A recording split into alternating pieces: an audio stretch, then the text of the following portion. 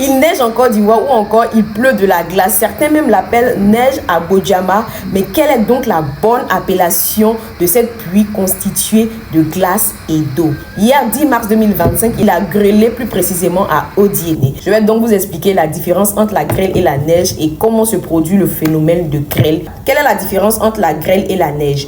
Les flocons de neige sont des cristaux de glace, des cristaux. Ce sont des trucs très petits comme ça qu'on peut observer au microscope. Je vais vous mettre une image juste ici. Tandis que les grêlons sont des boules de glace bien visibles à l'œil nu. C'est vrai qu'on voit la neige également aussi, mais les boules de glace sont vraiment distinctives. Voilà simplement la différence entre ces deux appellations.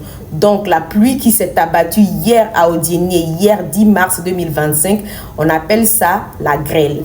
Comment se forme la grêle?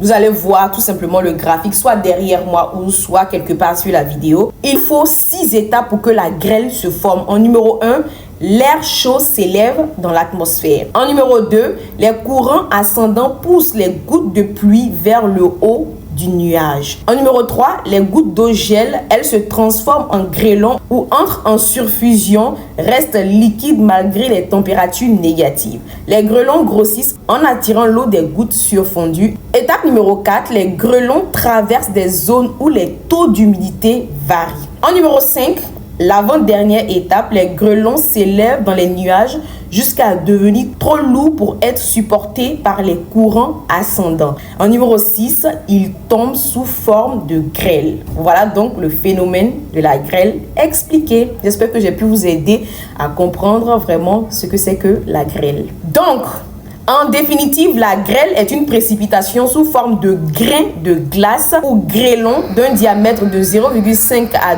2 cm accompagnant les orages. Donc, je pense que vous savez faire maintenant la différence entre la grêle et la neige. Et surtout, en Afrique, les gens ont tendance à dire que quand il grêle, il y a de bonnes nouvelles qui arrivent. En tout cas, il y a quelque chose de positif qui arrive. Et vous, comment vous expliquez de façon spirituelle ce phénomène de grêle? N'hésitez surtout pas à le mettre dans les commentaires.